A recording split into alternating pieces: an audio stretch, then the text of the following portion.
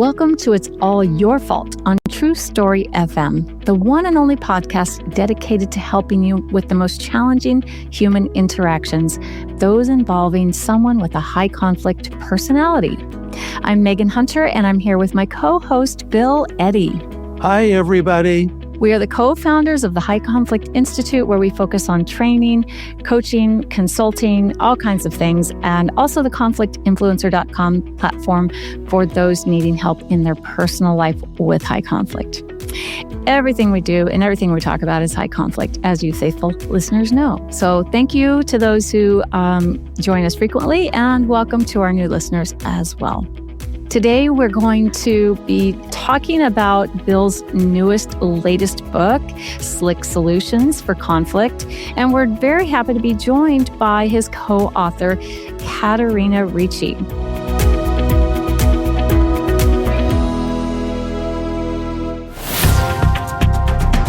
Welcome, Ekaterina. Thank you. Thank you for inviting me.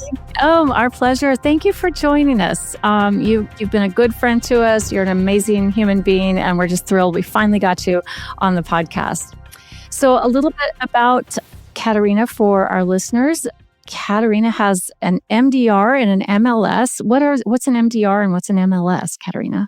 Master's in Dispute Resolution and Master's in Legal Studies. All right. That's a lot of homework. So Ekaterina is a conflict resolution expert, thus being on the show with us, legal consultant and mediator whose scientific training, and this is a big surprise to most people, in microbiology, immunology, and molecular genetics from UCLA, informs her interdisciplinary approach to understanding high conflict behavior. She combines biological insight, behavior science, and legal reasoning to explore how individuals, families, and organizations navigate stress, conflict, and change. Her work has centered on the pursuit of clarity, fairness, and justice in challenging environments. And drawing on her background in mediation and legal studies, she explores how patterns of behavior, communication breakdowns, and emotional dynamics shape conflict. Sounds familiar, Bill. Right up our alley. Yep. Ekaterina's writing focuses on making complex psychological and scientific ideas accessible, offering readers practical tools for navigating high-intensity relationship family dynamics and moments when justice and human behavior intersect. So Ekaterina spent some time with us as an intern here at High Conflict Institute after you were first in one of Bill's classes at Pepperdine, right? Yeah. That's right. One of the best students, by the way, I must add. One of the best students. We heard that more than once. Absolutely. So we're really thrilled to have you. And here you are now, a co-author with Bill Eddy on his latest book, SLIC Solutions for Conflict. So I'd like to hear from either of you. Why did you write a book on SLIC Solutions for Conflict, and what is it? I'll start off. It actually came out of a conversation that Ekaterina and I had at a conference a couple of years ago. And I had written the book, Our New World of Adult Bullies, and she was suggesting we needed kind of a workbook or some practice exercises, ways for people to really hone up their own skills. And so we decided that we should write this really for people who found that just setting limits didn't really work for them. We felt there was a need. Yeah, I completely agree. So Ekaterina, you and Bill talked about 2.5 steps, and we're going to get to that a little bit later. But I wanted to ask you, in reading your bio, you talked about emotions, right? And relationships impacting conflict. Within that, we have empathy, which we talk a lot about here at HCI, empathy, attention, and respect. I know we've talked in the past about how empathy can sometimes make conflict worse. So I'm really curious about your thoughts on that. Well, with high conflict individuals, the reason empathy can make it worse is because empathy sometimes provide kind of buffer for high conflict individual to have more conflict, to negotiate their boundaries, to prolong conflict, basically. Well, empathy in this case is not appropriate. That's good. I want to reinforce that most dispute resolvers say empathy is a good thing and that we should show empathy and have empathy, which is true. But with some people, bullies, high conflict personalities that like to manipulate, like Ekaterina said, extend conflict, escalate it. You give them empathy, they misuse it, they manipulate with it. And I think a lot of times they use your empathy to avoid you having consequences for them. And if you say, well, gee, I have empathy for you, they'll say, well, then let me get away with this. Right. So your empathy increases, and as it increases, their manipulation increases correspondingly. Yeah. Right. And this is some people. So people who are manipulators, people who want to dominate you, they go, you show your empathy, they're going to go, oh, good, now I can really dominate you. I can make you feel guilty. Yeah. And it's not a conscious thought. It's just the automatic first thought for the person. It's automatic. Not that they're going to manipulate, but just, hey, this is my next step. This is the automatic next step. So it is part of often in de-escalating people. But what about when it comes to setting limits? Is empathy required? How does the 2.5 steps fit in here? For 2.5 steps, we have step number 1 is setting limits clearly and briefly, oftentimes mentioning consequences. Step 2 is imposing the consequences, not threatening, just stating them, not arguing. And step 2.5 is ear statement, which stands for empathy, attention, and respect. And we use selectively. So as we just discussed about with high conflict individuals, empathy is not working oftentimes because they use it as a leverage to prolong conflict. So in this case, we don't use empathy, we skip it. Yeah. And about half the time, and the other half the time, we have people who respond well to empathy. And I think in general, like children, you set limits on children, you impose consequences, and it's for their own good. And you can say, I love you, I care about you, I want you to be happy, I want you to be safe. If I let you go to that person's house, you might not be safe. So that's why I'm saying you can't go to that friend's house. He can come here, but you can't go to his house because I care about you and love you. So that's the half the time you may want to use it, and half the time, as Ekaterina said, you're going to be manipulated. I do want to add, you don't necessarily know which way until you've shown some empathy. And then if they start manipulating it, say, well, if you really cared, that's how you know, okay, don't go further with that. Just stay focused on your consequence. Don't let them talk you out of it. Yeah. So now let's focus on the consequence, right? Some of us can get good at setting the limit. We can state it, and it's hard for people. It's not always very easy. But what do we do when we get to that consequence? I think, being in that fear mode can really be limiting, right? And we feel like we're going to be attacked if we impose a consequence. I know, Ekaterina, you've talked about preparing consequences in advance. So would that be a way to kind of address that when we're in those fear moments, to set to impose a consequence, to have it prepared in advance? Yeah. And what I like about our book is that in the back of the book, we have a little journal. And so a person who is encountering high conflict behavior, they may take notes, okay? They may take a few times, 3 times to see whether this is a high conflict behavior or not, and then prepare consequences.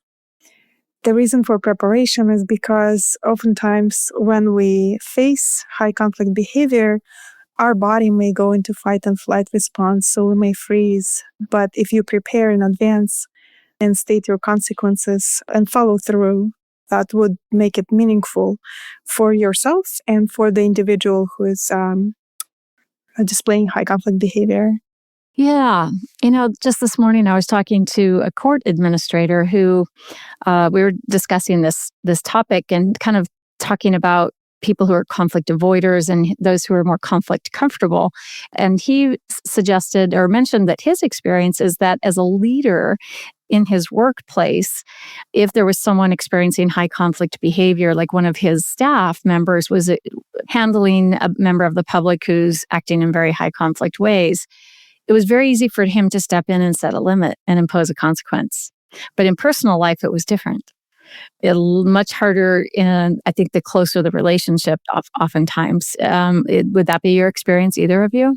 I totally agree with that. Yeah, I totally agree with that. I often feel, oh, well, if I set the consequences, how would the other person feel? Maybe I hurt their feelings. But from the book that we wrote, readers may learn that it's not your responsibility to make sure how other person feel. Your responsibility is to be clear, state your limits, state your consequences, and follow through. Nice. Absolutely. And I think one of the things this leads into is the value of role play practice before you go into a situation. So you can use the journal in the back and do some writing, and then find a friend or family member to practice with and have them say, well, that's not fair. And you say, well, I'm just sticking with this consequence, and I hope in the future I won't have to use it, or something like that. That'd be your statement. Or just, this is the consequence, I'll repeat it again. If you do that, then I'm going to have to do this. Or the organization's going to have to set limits and have a consequence. So by role play practice, you get more confidence, and then it's easier to do. And I've done that even on Zoom. Practice role play with people saying what they're going to say to their spouse or their sister or their boss or their neighbor. And at the end, they say, thank you. Now I have some words to use. I've really talked it through and I feel more confident now. So that's an important part of this, because in general, I'd say people are afraid to impose consequences, and in many ways afraid to set limits even. Because like Katerina said, we feel like we don't want to upset people or hurt their feelings. But that's an area where high conflict people really get away with a lot, because they don't have empathy for you, but they expect you to have empathy for them, and they'll manipulate that. So it's surprising, and most dispute resolvers are a little bit horrified at first to hear us say, hold back on your empathy in some situations. But that's because we're talking about people with a pattern of behavior that needs to be stopped, or high conflict people we know we're going to manipulate. And a lot of people feel relieved to know you don't have to have empathy for this person who's abusing you. Yeah, often high conflict people are surprised when a limit finally is set, because they've gotten away with it for so long, because people are afraid to set those limits with them. And so they just kind of, not everyone, but often will just kind of get their way with people. So it's quite shocking when suddenly, there's a warrant for someone's arrest, or they're being arrested, or being sued, or being whatever. Let's say, think about a neighbor dispute, right? And a neighbor finally calls the police, or someone's getting away with something for a long time at work, and finally HR is able to step in and do something, and it's quite surprising. Unfortunately, by that point, when someone does finally say, "Hey, a limit needs to be set here," we often don't know how to set that limit with high conflict people, and then it can backfire. So, does that sound familiar, Bill? Is that a real thing? Absolutely. And so we want to build up confidence, but also in the book, we went through, I think we ended up with 33 examples, Yeah. and all different settings.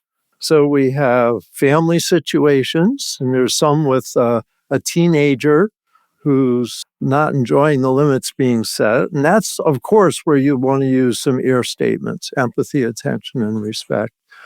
Divorce situations. And I think this book really will be found helpful for people going through divorce because they have so many different areas to set limits in with their former spouse, with the children, because everything's kind of changing and what are the rules now, but also sometimes in court where you need the judge to set limits, like someone who's been physically abusive and domestic violence situation, and the court needs to set some limits. Or a parent's been bad-mouthing the other parent, alienating behaviors, and the court needs to set some limits. But it's hard, even for courts, to impose consequences. And I know, having been a family lawyer in court for 15 years and then doing mediation, that people just assume that court orders will be followed. Nowadays, we're seeing a fair percent of people don't follow court orders, and so consequences are going to need to be imposed. But anyway, also we've got community, and I think we had neighbors in a condo complex and tenant situations. Ekaterina supplied a few from there, and I thought they were good. And then schools, workplace, business, government, social media. This is now a huge area for setting limits. So we may give Ekaterina a chance to talk about that. She contributed a lot in that area. All these different settings, I would say in all these settings, people are nervous, have a hesitation to set limits, and have a hesitation to impose consequences at all levels of business, society, etc. So, Katerina, I'm curious about, you're around a little bit younger age set than Bill and I are. And so I wonder, in your experience in the university setting and just being around younger people, and I know you like to observe and read and research a lot, what's your observation about younger generations and setting limits right now, like maybe the 20-somethings? Is there anything that we're seeing as a trend with them? Like, do they need limits set because they've now had social media for most of their lives and maybe they don't understand the limit setting? What I've noticed is younger adults in 20-something don't know how to set limits because they don't know what their limits are. It happened that younger generation are more about less about community, less about social responsibility. And maybe they're not seeing the role modeling that they need to see by parents, perhaps, about setting limits and imposing consequences, because we have kind of gone through the gentle parenting phase. Maybe, I mean, I'm just speculating here. Yeah, exactly. And so a lot of young adults just want to, say yes to everything. Social media gives all kind of idea about current trends of behavior and how one should look like, who they should believe they are, and introducing normality to young generation, which is knowing what your limits are, knowing what is appropriate, and teaching them how to set limits. It's an act of self-respect and social responsibility, which young generation is maybe not having at the moment. Yeah. So, okay, the self-respect, interesting. I think it is actually two areas in particular that are so hard to define nowadays. One is relationships. So, like if you're 20 and your parents had a horrible divorce and you're an only child, how do you know what the rules are for a relationship? Some people I talk to who are victims of domestic violence say, I thought everybody punched and hit and slapped each other and that was normal. We have an example in the book of what was the guy doing, pinching this woman, and pinching's a really, I would say, antisocial behavior because you can avoid it being seen, and so you pinch somebody and you could say, oh, it's nothing. And yet the person that's experiencing it, not only does it hurt, but it's messing with their mind because you're telling them it's nothing, and yet it feels like something. So the roles seem gray, very gray area, and that's part of what we hope to address with this. And another example of role modeling from social media is you have these men on Instagram teaching other men how to pick up females. And they're walking around with wearing glasses that have hidden cameras, and they record how to approach, what words to say. You know, you look beautiful. Can I be your boyfriend? Can I get in line? And all young men watching these, they have a lot of followers, and they believe this is how you meet female, and they go out and they try to pick up females. They post them on Instagram, which is, I believe, highly inappropriate. Well, Bill, all I have to say about that is I'm so glad you and I are both not in the younger generation and having to find our respective partners in this environment. You don't have to reinforce that so much, Megan. Oof. I know. But you're right. Maybe I'm feeling old today. I'm so glad that I'm not a young person dating now when the rules are so unclear and so invasive. I mean, before social media, you could make mistakes and the people that were around you knew you made mistakes, but the world didn't. Now the whole world can see your mistakes. And it's very hard for people to live down things that they regret that maybe were inappropriate, but you learn from.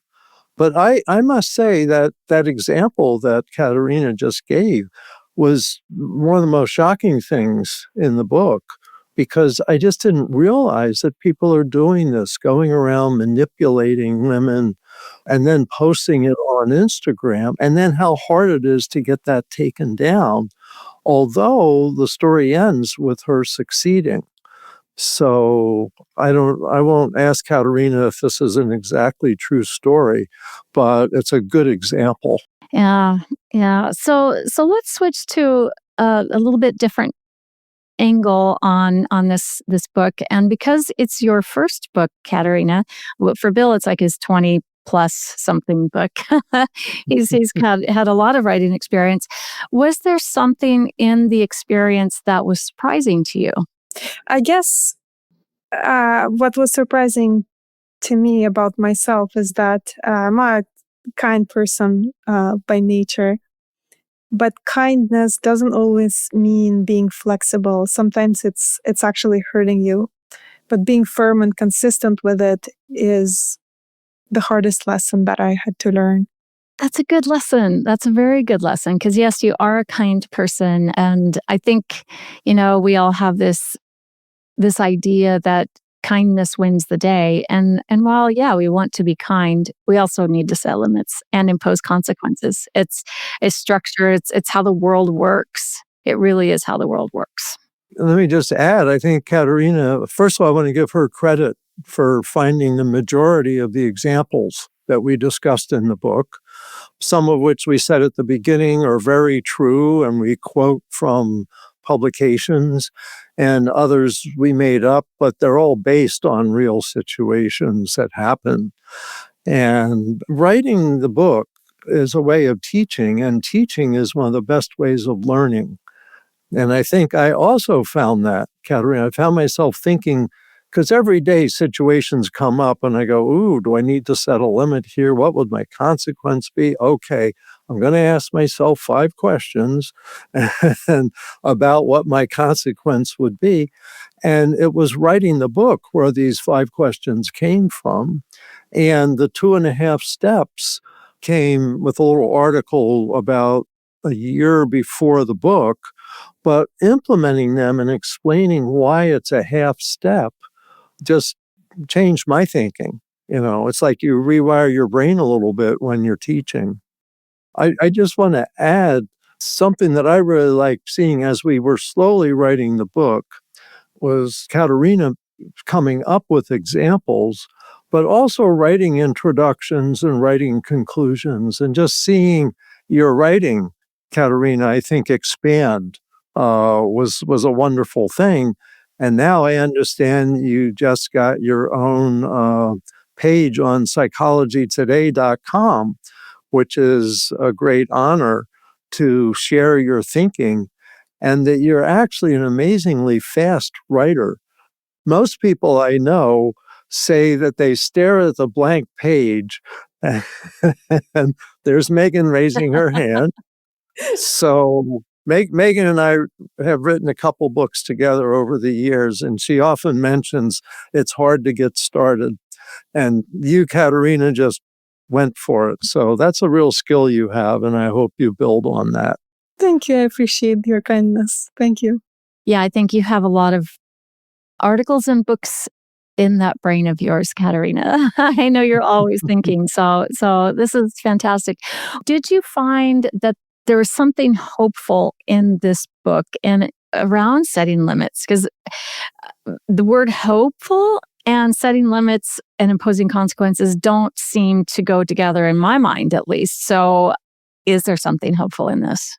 Yeah, one of the most hopeful things in the book is that these skills can be learned. Most people struggle with setting limits and imposing consequences, not because they're weak, but because they don't know how to set limits. They don't know about consequences. They never think like Bill thinking about 5 questions. So SLIC gives them a structure they can practice. So it's okay not to know, just follow the steps. I love that. I mean, it's kind of like BIF, our BIF response method for email. It's a structure. It gives you something to cling to because in high conflict, we're often feeling anxiety ourselves. So if we can have a go-to, then it doesn't have to be so hard and overwhelming and seemingly impossible, because it's not impossible. And once you do it a little bit, it's fantastic, especially because I think if you can keep in mind that setting limits is a two-way street. The high conflict person is constantly setting limits. I won't do this. I'm not going there. You're not doing this. You're on and on and on. That's their whole life. Whereas, so then the person opposite them is walking on eggshells or just not, being just not setting those limits just out of fear or trying to avoid getting in trouble, or getting feeling attacked or feeling that anxiety, because it can be extremely anxiety provoking and producing. So you kind of have to give yourself permission to say, setting limits is a two-way, SLIC is a two-way street. Okay, Bill, there's something in that, right? Icy streets, SLIC, two-way street. Yeah, just remember, you can have that permission to set limits. And in fact, beyond giving yourself permission, which I think is a good first step, then practicing that and just actually doing it is the real thing. You just have to do it. And that's, at the end of the day, empowering. Let me build on what you're saying, Megan, because I just had a funny thought recently. And that is when you're saying that high conflict people are very good at setting limits. It's just their limits are inappropriate. But sometimes I figure after studying high conflict personalities for probably 40 years. I first learned about personality disorders in 1980, and then thinking of them as high conflict personalities when I became a lawyer and practicing in 1993. So I don't know how many years this adds up to. But what I realized is sometimes I think to myself, what would a narcissist do about this? And a narcissist would be totally confident at setting a ridiculous limit. Well, I need to set a reasonable limit. And I'm thinking of what are some of the words a narcissist would use? Oh, that's unfair. You're treating me badly.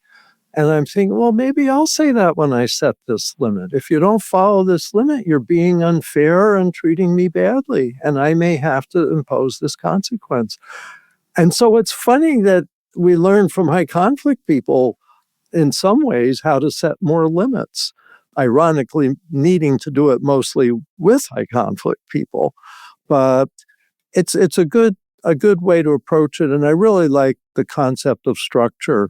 That's really helped with all our skills that we teach. Yeah. Yeah. And I like the ridiculous versus reasonable, right? They're going to give you ridiculous limits and you're going to come back with reasonable limits. So just adapt the language they've used in a reasonable way within the structure, the SLIC structure, and then it works. I think honestly that people who have been steeped in high conflict relationships for a long, long time, they've lost some of their mojo. They're exhausted. They've kind of run out of steam. They've run out of what to do because the things they've been doing haven't been working. So I suggest trying to use a SLIC solution. Practice it with someone first and try it, safely. It might be the best gift you give yourself. Yeah. Well, I think that's where the hope comes in, because Ekaterina wrote some nice things in the conclusion about by setting limits, you're creating space for yourself to live your own life more and to respect yourself more. I don't know if you want to say a little more about that, Ekaterina, from kind of summarizing it in the conclusion, why it does give us some hope. Yeah, because, with high conflict individual, they explore your boundaries. They're constantly getting into your personal life. By setting limits, you decide where to draw the line. The more life you get to yourself, the more personal space you get. It's an act of self-respect. That's a good way to put it.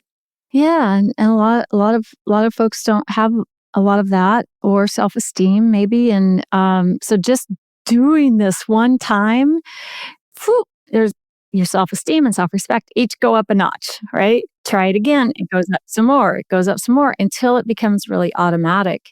And it's I guess another way to say or expand on self-respect, Ekaterina, is what I've always said to women is, don't you think that if your friend were going through this situation that you're in, that what would you advise them to do? And they immediately say, well, I'd say tell the person to, whatever, bugger off or something, set a limit in some way. And so then you flip that around and say, well, then don't you deserve the same? Right? There's that self-respect. Don't you deserve to get to say that yourself? You would want that for me.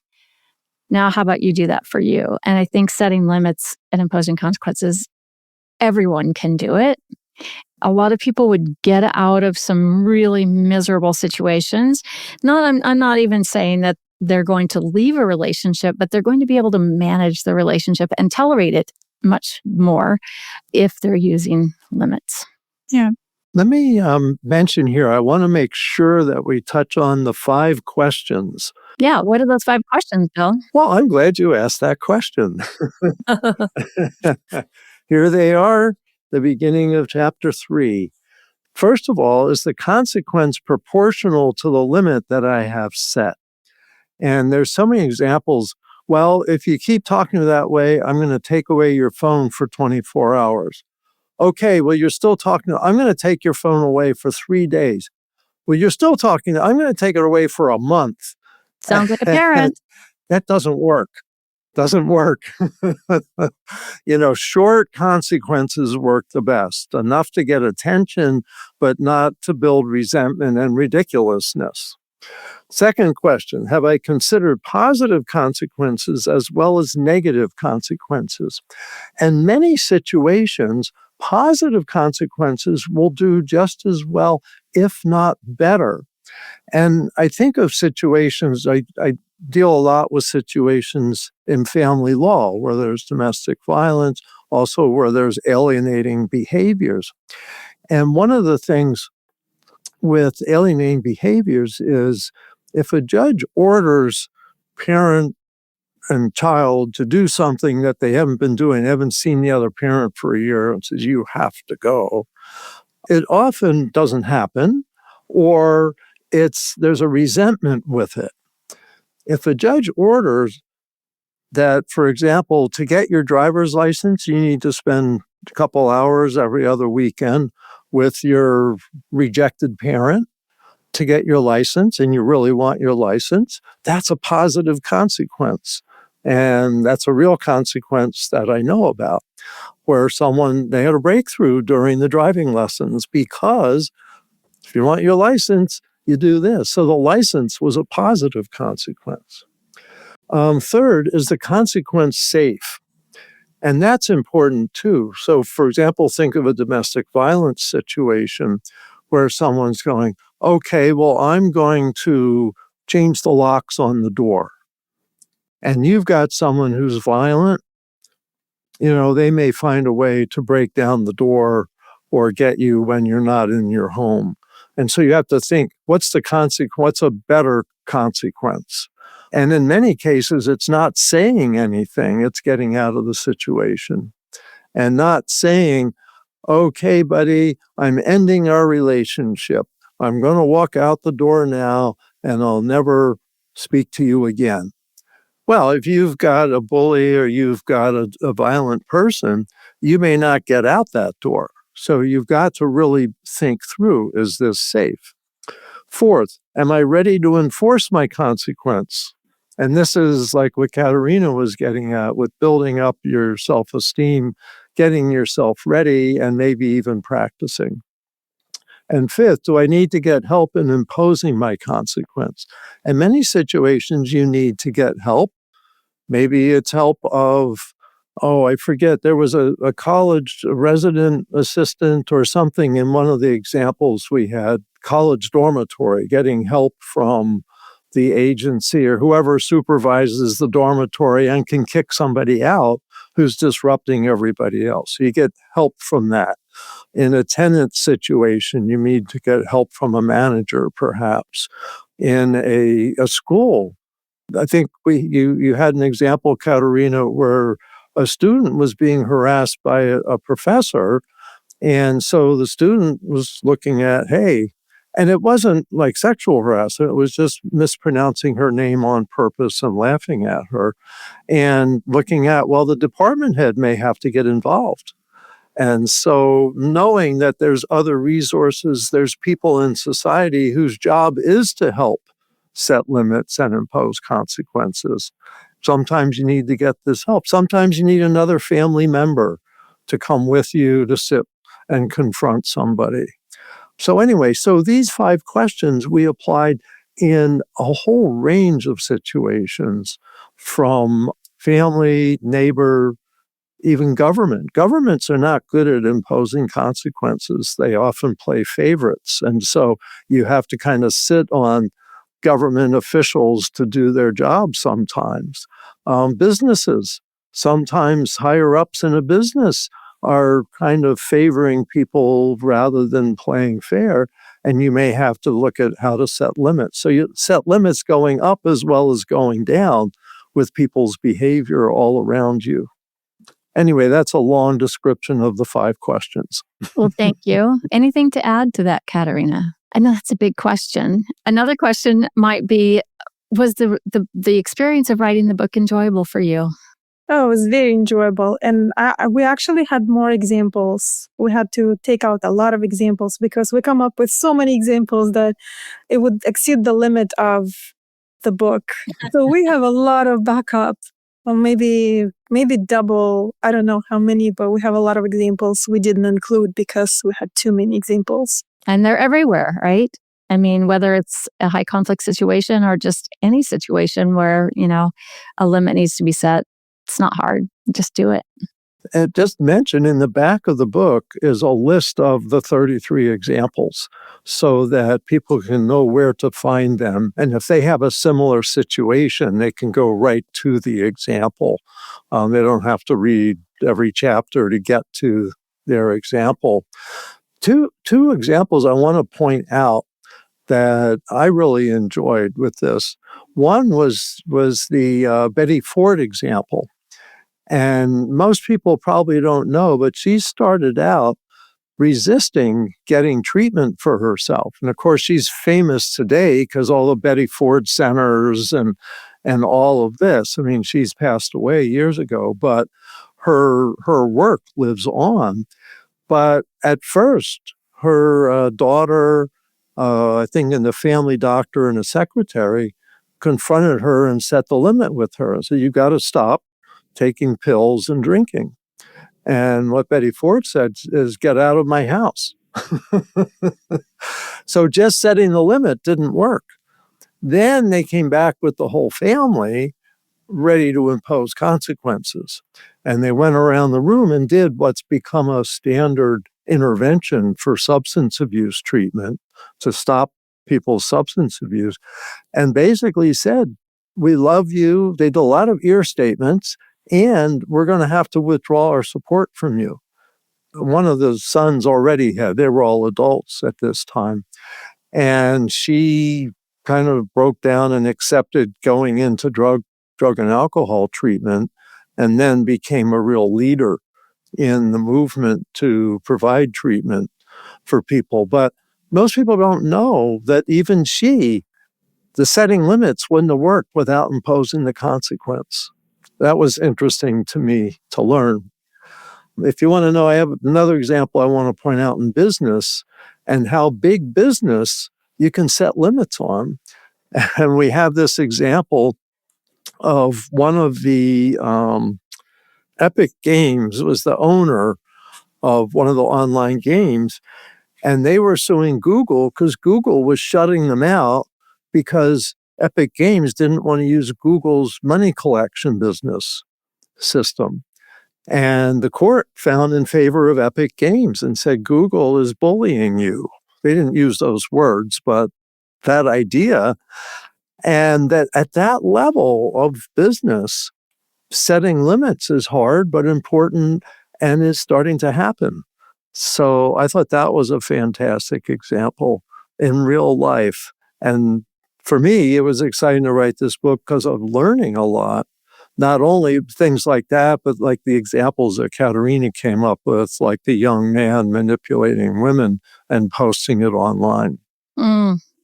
I just in this week's news, we're recording this in December 2025. I'm interested to get your take from both of you on this. So it's a football coach here in the U.S. who was arrested this week after being discovered having an affair with his executive assistant. And the university, finding out that the assistant had received a 55% pay raise, which is quite significant. And this coach was married. So they went straight to the regulations. The regulations are the limits, right? And the regulation says, here's the consequences if you violate this limit. So the coach was immediately fired. And this is, a multi-million-dollar position, contract. So that's all normal, right? We use guidelines, standards, policies, laws, rules, all of those external limits to, reasons to set limits.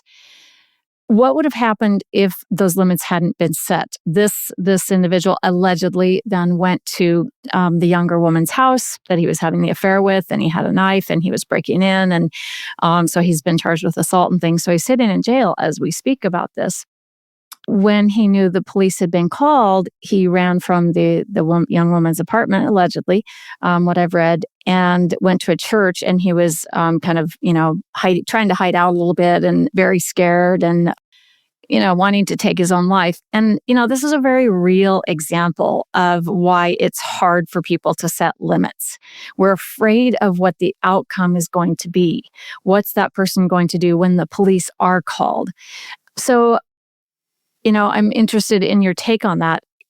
Do we live in fear of calling the police, or do we have to do what we have to do when things are out of control, when people are not doing what they're supposed to do? We have to do the right thing, which is calling police, regardless of the fear. It's the right thing. It's more responsibility to do the right thing. Yeah, I think you're right, Ekaterina. We do have to do the right thing regardless of the outcome. And we can do it with compassion, right? But we have to do it. And I think mostly people know what the right thing is, but it's the fear of upsetting people or maybe having them come back and attacking us verbally or online or physically. And so there's a lot of kind of social knowledge of what the right thing is. And I think it's the fear that holds people back, and the lack of practice. we're not used to being responsible for other people's behavior. Our institutions have taken care of that, but our institutions now are so confused about what the rules should be. From the beginning of the book, the rules have changed. We're not sure what the rules are. We're not sure what they'll be enforced, all of these things. And so it's this environment that people need to learn these skills in. And the more they have these skills and the more they impose consequences sooner, the less it's going to get to points where people are getting arrested or having knives or whatever. And I think that's one of the important things is you've got to figure out early on, this is a situation to set limits in and impose consequences in, and then it won't be too bad. There's an example in the book of high school kids who picked on people, and this is in the news, and they picked on people and they beat up other people, and one time they accidentally maybe killed somebody. And now people have gone to prison for 10 or 20 years that wouldn't have had to if the community had said, hey, you can't do that earlier on, because the community was aware it was happening, but was afraid to do anything. Right. And in this particular story, from what I've read, people saying we knew something was wrong for a while now. His behavior was off. It was, for a few months, and just even more recently, the way he was treating his fellow coaching staff and things was more volatile. My words. So yeah, trying to intervene a little bit earlier, having a conversation maybe could have prevented some of this, because there's a lot of fallout now. Results of his own actions, but maybe a way of setting limits earlier. So with that, we will close this. And I thank you both for talking about this great new book. And of course, we'll put the link to the paperback and to the ebook, because it is also available in digital format. You can buy it anywhere books are sold. Just Google, Ekaterina Ricci or Bill Eddy or SLIC Solutions or High Conflict Institute, and you'll find it. Okay. So we'll also put it in the links.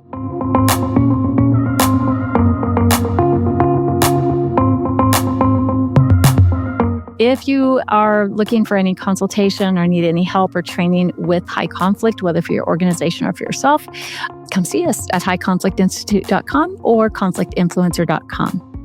Keep learning and practicing skills. Be kind to yourself and to others, while we all try to keep the conflict small and find the missing piece. It's All Your Fault is a production of True Story FM. Engineering by Andy Nelson. Music by Wolf Samuels, John Coggins, and Ziv Moran. Find the show notes, and transcripts at truestory.fm or highconflictinstitute.com/podcast. If your podcast app allows ratings and reviews, please consider doing that for our show.